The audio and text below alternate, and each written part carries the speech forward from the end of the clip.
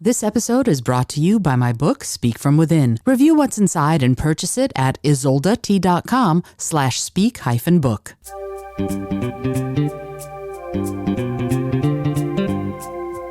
Hello and welcome to the Creative Solutions Podcast. I'm your host, Isolde Trachtenberg. Whether you're writing the first sentence of a story or solving the climate crisis, you need to think in new ways. On the show, I interview peak performers who are coming up with those creative solutions. Through creativity, action, inspiration, and innovation, they're changing the world. I also bring you ideas and techniques that you can use to unlock your potential to do the same. And now, let's get to the show.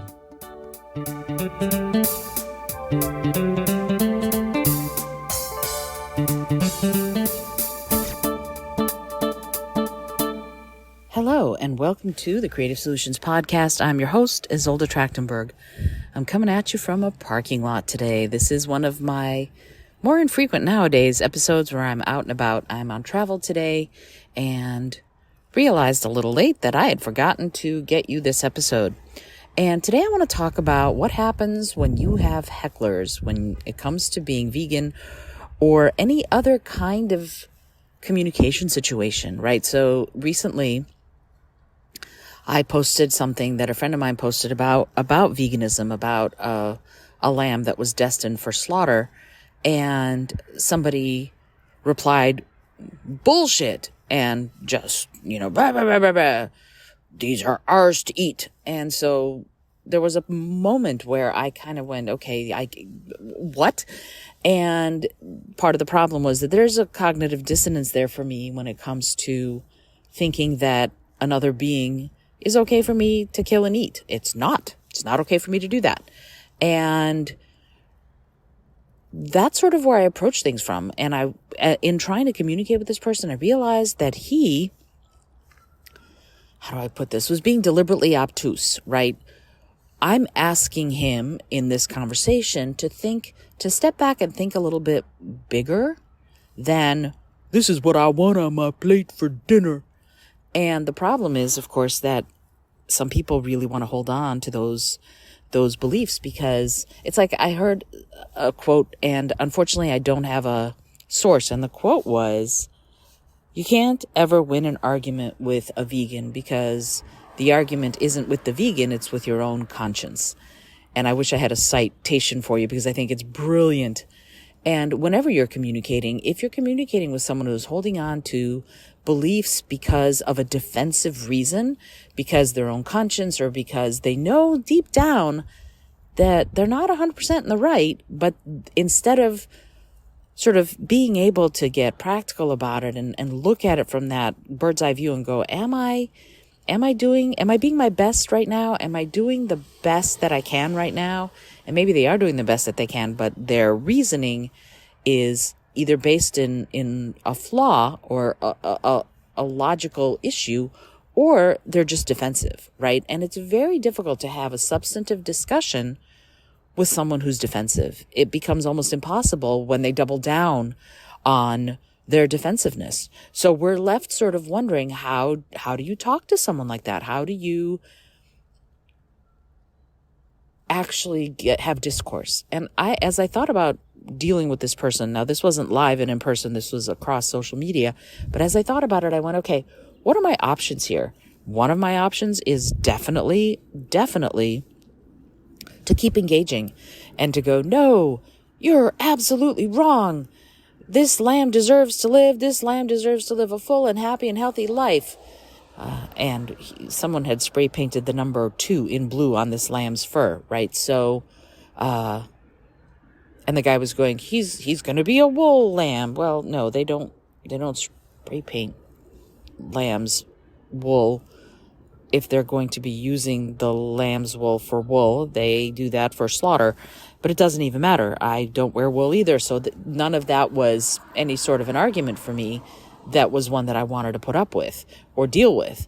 But the point for me was that I wasn't trying to convince him specifically of anything. He's the one who called bullshit on what I was saying. And he approached it from this very, as you can probably tell, defensive place.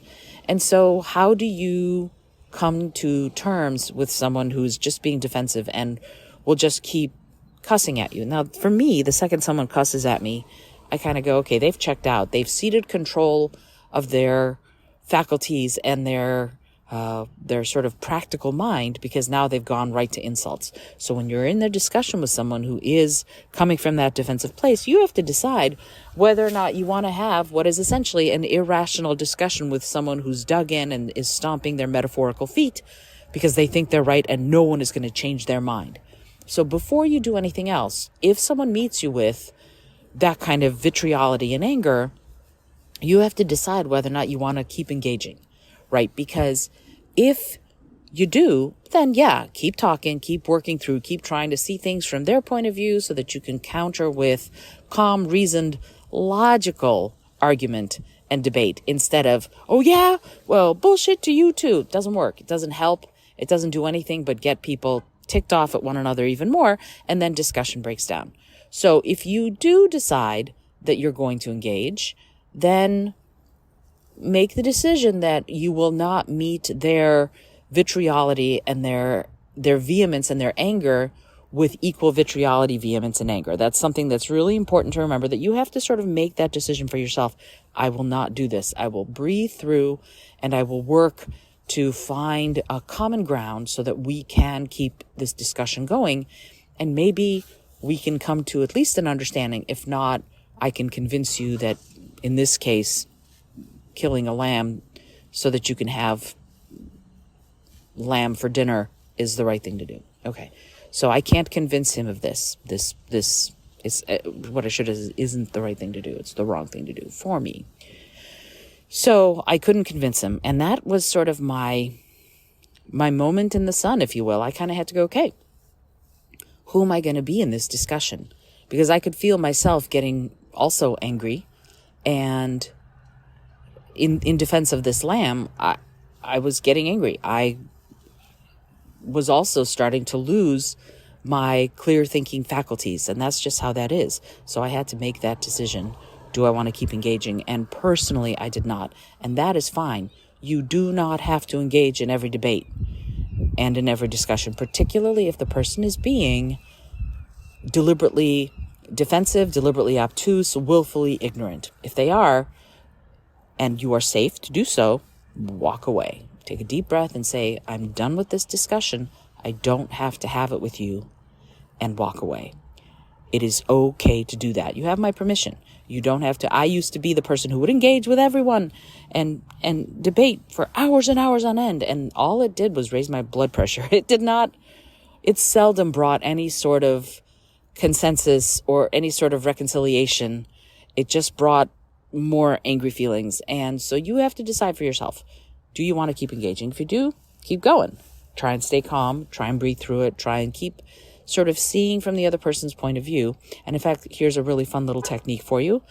When you're having a discussion with someone, especially if it's someone you're close to, and you have one point of view and they have an opposing point of view, switch points of view and argue for the other side. Like, if you think the sky is blue today and they think the sky is light blue, I don't know. So you think it's blue, but you argue for the fact that the sky is light blue, and they think it's light blue, and they argue for the fact that it's blue. See how it feels to argue for the other side, and you will see things from their point of view, and you will be able to engage in discussion much better and with a more clear head, and perhaps even come to consensus. In my case, I was not able to come to any sort of an accord with this person, and I ended up having to finish the conversation because it wasn't going to get me anywhere. And you have to decide what your long-term goal is. My long-term goal is to help educate people about veganism and about the fact that there's no need to eat animals. We can do just fine without eating them. That's part of my long-term mission, but I am not the frontline person who's going to be throwing red paint on someone. That's not me. I do it from living by example, and I know this about myself. I have friends who are activists in the other way, and God bless them. That's awesome. It's not who I am, and I have to be okay with that. And over the years, I've become okay with it. So now I'm going even further. I'm sort of narrowing down, and that is, can I have a substantive discussion with this person? If I can, great. If I can't, I have to sometimes walk away, and you're allowed to too. Just remember that.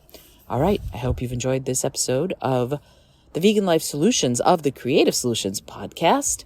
This is Isolde Trachtenberg reminding you, as always, to be bold, be creative, and most of all, be kind.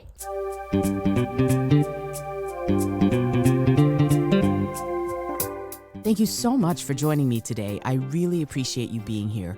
Please subscribe to the podcast if you're new, and it would mean the world to me if you told a friend about it. Today's episode was produced by Isolde Trachtenberg and is copyright 2023. As always, please remember this is for educational and entertainment purposes only.